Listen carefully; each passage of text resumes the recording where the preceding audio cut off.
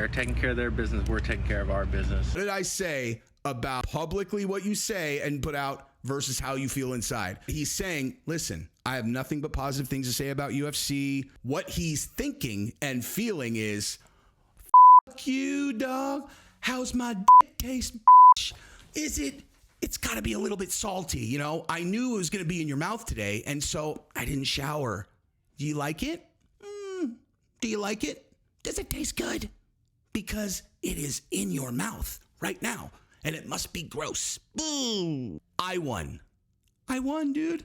Oh, and by the way, we named our corporation Gimmick Promotions, Gimik. It was just a random word. It had nothing at all to do with you saying that you don't put on gimmick fights. This is also why Dana and everybody, they're going to have their hands, like they're going to be handcuffed to try to mess around with this fight at all. You know, they're not going to say anything. They're not going to say anything negative about this. They're not going to say a word, because the people bankrolling this fight are the Saudis. These are the same group. They're all the royal family. These are the same people where they had a Saudi dissident writing for the Washington Post, one of the largest newspapers in America. They lured him to an embassy and they dismembered him with a bone saw, and everyone knows it, while his fiance was outside waiting for him. And you know what the United States said about it? You know what they did about it? Nothing. All right, so I have some fantastic stuff to show you guys today. Fantastic. All follow-up stuff on the Francis Ngannou fight. So I spoke to his team. By now I'm sure everybody knows. Markel is one of my really, really good buddies. His manager, a really close friend of mine. And so I've spoken to them. The first thing I'm going to show you is actually a video that he put out publicly yesterday about the UFC, which I think is extraordinarily notable. And I'm going to show you exactly why. He talks to the UFC and puts out his plans that they intend to do business with the UFC after they knock out Tyson Fury. And I'll show you exactly what they mean, because they want John Jones, and we'll talk about that. Also, I wanted to show you guys something that you may or may not have seen yet. I'm sure a lot of you guys did, but the name of Francis's promotions company, have you guys seen that?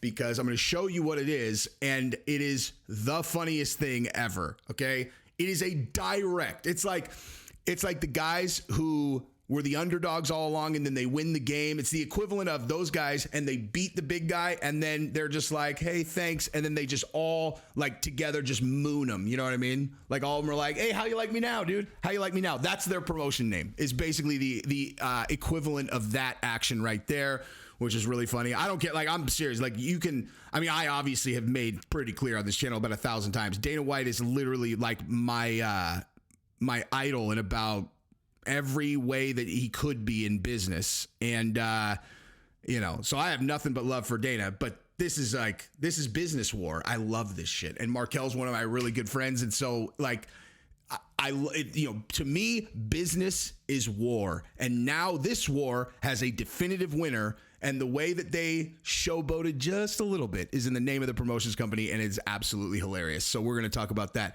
Also, I wanted to show you guys, I actually haven't even watched it yet, but I want to show you guys True Gordy's video that he made about this fight, which is titled Tyson Fury versus Francis Ngannou is total BS. I literally have not seen it yet, so I'm going to watch it and react to it live for the very, very first time, and that is what we're going to do today. Also, if you haven't subscribed yet, I would really appreciate it if you guys did. I've had an enormous week of growth on the channel, and I really appreciate that. So thank you guys very much. And if you don't mind liking the video and commenting, giving your thoughts, that would be incredible. Also, I am thinking about relaunching Jesse on Everything. I'm thinking about taking my Jesse on Fire after hours, and instead of doing kind of like whatever off-brand fight videos, going back to what I was doing with Jesse on Everything, which is a lot of like social and culture commentary. So if that is something you would like to see, put it in the comments, because I'm very seriously considering doing that. And, if enough of you guys want to see it, I'll do it. So let's go ahead and rock and roll. So let's start exactly where I said with Markel's video, because this is priceless. Now, to set this up a little bit, right? To set this up, Markel was repping Francis throughout this whole process and throughout the whole negotiation with the UFC. Midway through 2021, Dana went on the offensive in press conferences and directly was like, Francis has horrendous management. These guys have no idea what they're doing. They're giving him terrible advice and they're morons. Obviously, management was not mismanaging him because now when everything's played out, he got a $20 million deal with PFL, and he also just booked Tyson Fury, which was the ultimate goal. And they're going to get a bag that is enormous. And just to kind of touch on that, it is life-changing money. Okay, that's the answer. Life-changing money is what Francis is making on this fight. I saw people speculating on Twitter yesterday. Somebody tweeted to me, they're like, Tyson Fury is notoriously screws over the B-side. Francis is probably getting a tiny little bag for this fight. I was like, now, normally I don't respond to people who have like 5 followers on Twitter, but this was so dumb that I just did because, okay, so main thing to note here is who is bankrolling this fight? Who's putting on the fight? Like who's putting this fight on? Answer, the Saudis. Like the government Saudis, okay? The most powerful people in the Middle East who have trillions of dollars all over the place. They're probably aside from the people who actually control the monetary system in this country, you know, with the central banking system where you actually can't even calculate their net worth because they control the entire monetary system. So, you know, like the Rothschilds and whatever. Different kind of video, you know, if you want to see that kind of thing, tell me and I'll do Jesse after hours over there. But just in terms of like accumulation of like natural wealth, the Saudis are probably the wealthiest people on earth. So the idea that Francis was going to not get paid a lot for this fight was stupid and ludicrous and completely incorrect. Life-changing money. You guys know what boxers make, man. So there's that. Now, but when they went so hard at Markel, Markel was obviously, he was an MMA agent at CAA. Francis was his biggest client, okay? Dana White goes at you directly in the press. Putting out a good statement versus how you feel about it emotionally are two very different things. You know, that's the key to strategy in anything that you're doing, whether you're interacting with a girl that you're trying to date or your, you know, business, whatever. The image that you put out publicly and how you feel are disconnected, right? If you're implementing strategy correctly, there is a correct way to project yourself given whatever outcome that you want, right? And in most cases, how you actually feel is not going to be the same as that. Like, as an example, when the czar of MMA, and probably someone that you have an incredible amount of respect for, knows your name and lights you up publicly, if it was me, that would crush my tiny little heart, dude. I mean, just straight up, you know?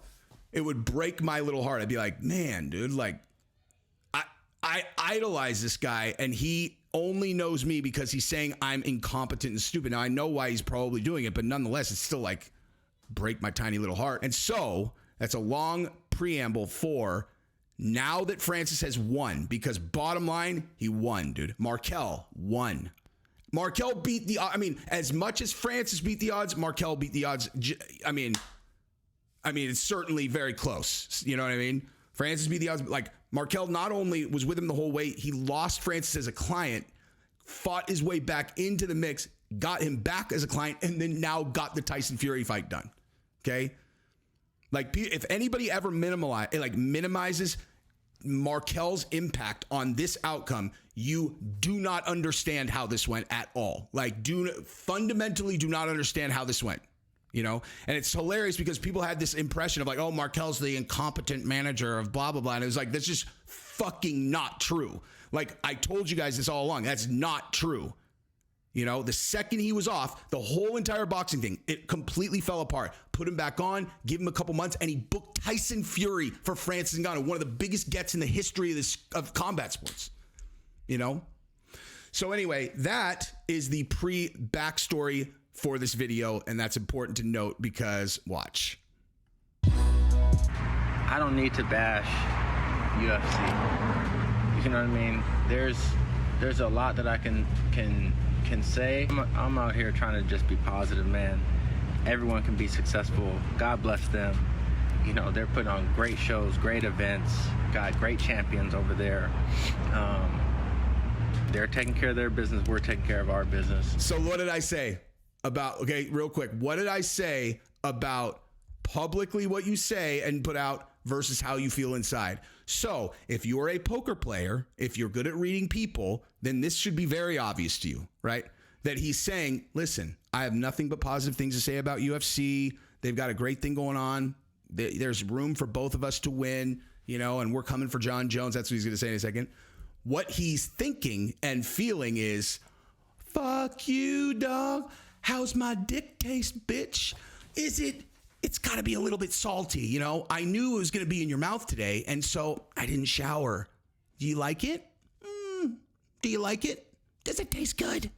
Because it is in your mouth right now, and it must be gross. Ooh. I bet you'd like to take it out, but you can't because it's there forever. It's literally there forever. You can't take it out. You want to spit it out. You can't.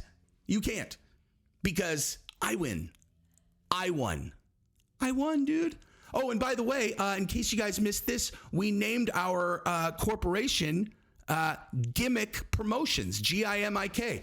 It's just, you know, we just figured it was like, gosh, well, I mean, I guess a name doesn't really matter, you know. Like, I mean, it's a promotions company. We could call it, you know, Cameroon Promotions. We could call it Francis Promotions. We could call it Dream Big Promotions.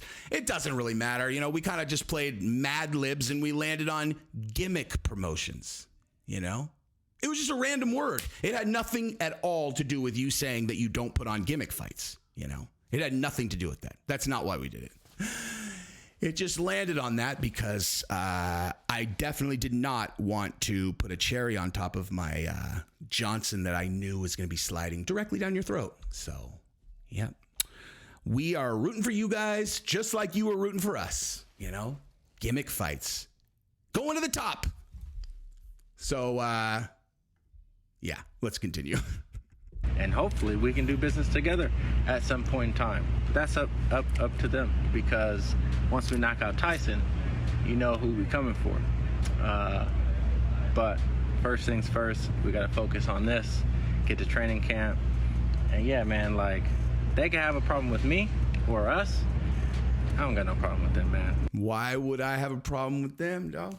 Hey, they could have a problem with me, you know, since I did the impossible. You know, they said I was incompetent or whatever. They said I couldn't get it done. They said I was garbage. I was a shitty manager, you know, because I was advising Francis to fight out his contract and go get a life-changing contract to fight Tyson Fury. Oh, and then the biggest, you know, contract in heavyweight MMA history at PFL, guaranteed money. Like, I was advising him to do that. You know, you said I was incompetent, like, but you should maybe have a problem with me. But listen, man, I got no problem with you, you know, because the proof's in the pudding, bitch. Ooh, how's that taste, baby? Ooh, this is like he's again, I don't know if everybody is as good at reading poker faces as I am, but if you think I'm exaggerating, that's exactly what is happening right here. Like I said, God is good all the time. You want to see what a shit-eating grin looks like? Hold up. That.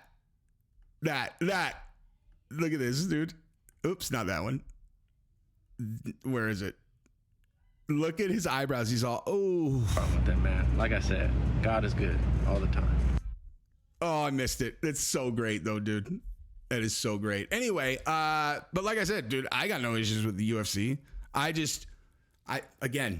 love business war, man. I love me some business war. And in business war, if you're rooting for Goliath, I mean, it's kind of weird. You know what I mean? Like, that's just kind of weird. Like, in all honesty, like, regardless of my relationship with Markel, it's like, you know, if you're rooting for Goliath to beat David, you know what I mean? Like, why? You know, why? I mean, listen, you want to know what it's not like this fight is over. Like, it's over in terms of Francis has gotten the bag, right? He's gotten the Tyson Fury fight. He got it in spite of the UFC making a serious run to get Jon Jones and Tyson Fury to fight. But the game's not over, right? And I'll tell you exactly what I mean. It's over for Francis. Like, Francis has won. There's no, I mean, he could win bigger depending on how the Tyson Fury fight goes. Like if they, even if he loses, like if he gets to like I don't know. If he gets to the 7th round, dude, 6th round even. Like if he gets to the 6th round, that's a big, big win. He has never boxed. He is boxing Tyson Fury, which is absolutely insane. Also, and this I could tell you, I'm telling you on my children, on my life, I have not, I actually just realized I didn't even bring this up. I should have, but I think that in the event that, that Tyson Fury just beats the brakes off of Tyson Fury in boxing, I think there is a medium probability, or I know that they're going to go after maybe getting Tyson Fury to get in the cage with Francis in PFL. Maybe, I don't know what kind of money the PFL actually has, or if they have investors that would be able to put that together, because that would cost a lot of money. But just in the sport of game, like just in terms of gamesmanship, like if you're Tyson Fury and let's say that he just goes out and just like humiliates Francis in a round, right? Like you got to figure like he'll feel like he owes it to the fans, and he owes it to Francis, where he's like, I mean, he came here and boxed me. He had no boxing, he had no professional boxing. Like, all right, I'll give you a shot in MMA. Because honestly, it's not like, dude, that's no easy matchup in MMA, dude. All you have to do, Tyson Fury's huge. All you have to do is teach him a little bit of takedown defense, and that is a really scary fight for anybody. But yeah, so I wanted to show you guys that because I thought that was hilarious. But also, obviously, I wanted to show you guys this thing, which is Gimmick Fight Promotions.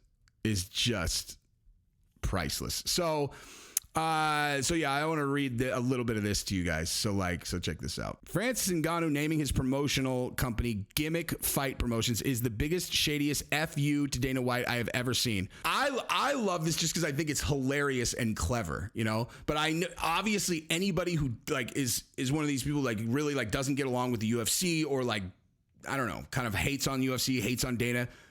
This is obviously a wet dream to them. You know what I mean? Now, I also wanted to show you guys. Certain things just sell themselves. Good fights, drugs, fast food, things that aren't good for you, but that we all, So Frank Warren is on the trail trying to convince everyone who listened to him that Francis Ngannou versus Tyson Fury is a great fight. Even it is a great fight. You're not going to buy it? This is, Francis has transferable skills. He's been boxing, just not pure boxing. But I have a feeling that there are going to be some valid points here. even though one of them has been boxing since he was fucking 6, and the other one has never had a boxing match.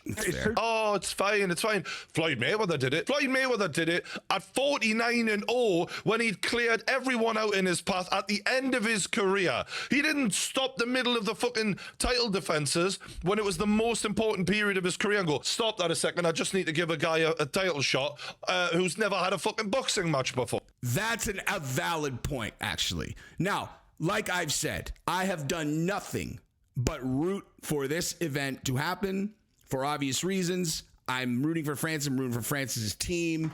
I love this story. But on the Tyson Fury side, that's a totally valid point. That is a completely valid point. You got Anthony Joshua, you got Usyk, you got Dillian White, you got like all these like, I mean, these are real fights, you know, like even Ruiz. And the only thing I can think of, you know, and still, this is not a counter to his point. The only thing I can think of here that would counter this would be that in Tyson Fury's mind, he's like, this is like a sparring match. Like, this is me making $50 million for a sparring match, you know? Like, I'm going to go out like this. If I was sparring guys in the gym, Francis would be the guy that I would have come in the 9th round, right? Like I do 9 rounds each time with a fresh person. Like he would be the guy that I'm like, have him come in the 9th or something, you know, like, cause we'll just do like the more skilled guys early on. So in his mind, he's just like, there is no chance I lose this fight. None, 0. So I'm just going to take this free $50 million, you know, or whatever it is. I don't know if that's the exact number for him, but, True Gordy has thus far, he's actually made an excellent point. But nonetheless, I mean, I'm just a viewer, man. I'm going to watch whatever. for. Oh, it turns out it's not even a title shot. It's literally just an exhibition. What a load of shit. You know, going back to the interview I had with Tyson Fury and the shit I got from his fans. By the way, not only was I right, I was actually way more right than I realized. Doesn't give a monkeys about anything other than money. That's it. And it's at your expense, because the great fights that you as fans deserve aren't getting made because he thinks these mugs are so stupid they'll watch us fight someone who's never had a boxing match before. Hold up. Hang on. All he cares about is money? Oh my God. What a travesty to humanity.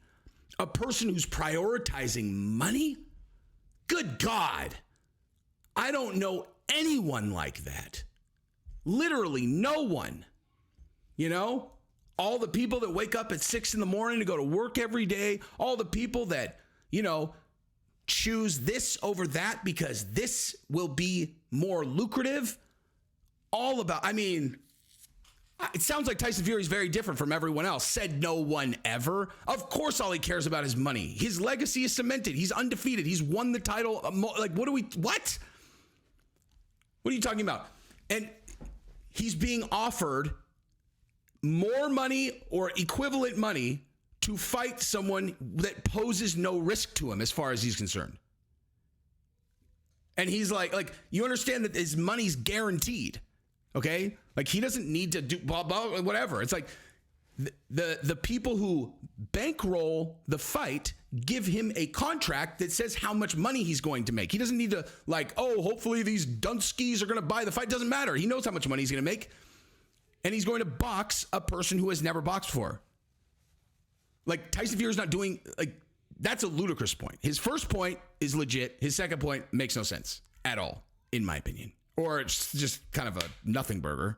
Like, everybody wants money. Promoter, you don't know the rankings, mate. Honestly, I'm off it. Yeah, like. And the other thing is, this whole division was stagnant. Why is it stagnant? It's because of your prick of a fighter doesn't fucking take the fights he should be taking, you lying piece of shit.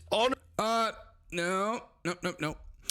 As I understand it, and I know for sure that this is true, Tyson Fury was trying to make fights with those guys. And those guys didn't like the terms of the offers. And so they were dragging their feet and being like, no, we're not going to fight like that. And so it was like, all right, peace, dog. Peace in the Middle East. So, like, it's not like he wasn't trying to fight those guys. He was. They were just trying to grind him for more money. And he's like, here, I have an idea. You know, I have an idea. How about I'll go fight Francis Ngannou, or I'll go fight a action figure of Francis Ngannou, and then you, okay, Usyk, you go fight the number one contender that's not named Deontay Wilder or Anthony Joshua, and let's see who sells more pay-per-views. I'm the A-side by a mile. No one's going to watch. No one's going to pay for your pay-per-view if you're not fighting against me. So fuck you. Take this little baby check and move on with it. You know, that's the honest truth. You want to know the honest truth? Deontay Wilder, Anthony Joshua, Francis Ngannou, that's, you guys might say, oh, it's not a draw at all. Okay, well, Francis Ngannou fight, Francis is a draw because of the curiosity of people. Like, he is a draw, okay, on his own, right? And the fact that he's coming from MMA to fight Tyson Fury, that's a draw. If Usyk fights Tyson Fury, that's going to be a huge fight also, but it's because he's fighting Tyson Fury. So Tyson Fury negotiating hard against those guys, he's not doing anything wrong. He is, you know, exercising what his value is. And then they didn't want to take the deal. So, you know, it is what it is. Honestly, I'm absolutely done yelling. Because everybody was waiting for a big Why do you think that is? On them. Tyson doing the deal with a different group of people in Saudi. Because he rejected the group of people who were trying to put the Usyk fight on. Funny how Tyson Fury's negotiation tactics are so different depending on who he's fighting. Let me just break this down for you for a second. So against Anthony Joshua, Alexander Usyk, it was constant negotiations online in front of the public, which notoriously make it harder to do the deal. He was changing the percentages. He was stalling. He was telling them he wanted more of the pie. He was then putting deadlines on them It was an absolute nightmare. Against Francis Ngannou, not one problem. Absolute silence. No insults, no deadlines, no negotiating a different percentage, no nothing. Made easily. Same with Chisholm. Oh, you want to know why? I mean, do you want to know why? It's because the Saudis are the ones putting this fight on. And you don't fuck with those guys, dude. They are literally the most powerful group in the world. Okay? Little known story. And this is also why Dana and everybody, they're going to have their hands, like they're going to be handcuffed to try to mess around with this fight at all. You know, they're not going to say anything. They're not going to say anything negative about this. They're not going to say a word negative about this fight. I will promise you that. Dana will not go on it. If you guys are expecting him to do a big tirade talking negatively about this fight, he won't. He's not going to do it. And that's the same reason that Tyson Fury was quiet during negotiations, which True Gordy is pointing out right now, is because the people bankrolling this fight are the Saudis. These are the same group. They're all the royal family. These are the same people where they had a Saudi dissident living in the United States and United States, Canada, writing for the Washington Post, one of the largest newspapers in America. They lured him to an embassy and they dismembered him with a bone saw, and everyone knows it, while his fiance was outside waiting for him. And you know what the United States said about it? You know what they did about it? Nothing. Nothing. And a journalist living in America, writing for the Washington Post, they tortured and dismembered him in an embassy, and the United States did nothing. And the reason for that is because the Saudis have the world by the balls, which is why Tyson Fury did not say a single thing about the negotiation publicly when he was talking all kinds of stuff when they were negotiating with other people. It's not about who he's negotiating against. It's about who's the money behind the fight. And again, I will bet you anything, that you will not hear any negative talk from Dana about this fight publicly. I promise you that, because that's how powerful the Saudis are. Dana does not want to make an enemy of these guys because he's smart. This isn't like he's smart. These are the wealthiest people in the world. He does business in Abu Dhabi. You think that the Saudis don't have influence over people in Abu Dhabi? They're the kings of the world over there. That's why. That is why. Anyway, I've heard enough of this, I think. But, yeah. Congratulations, all these guys. They're about to make a lot of money together. Life-changing money. I mean, not life-changing for Tyson Fury. He's already made a lot of dough. But anyway, that's what I've got. Congratulations, everybody. Love you guys. Subscribe to the channel. Peace.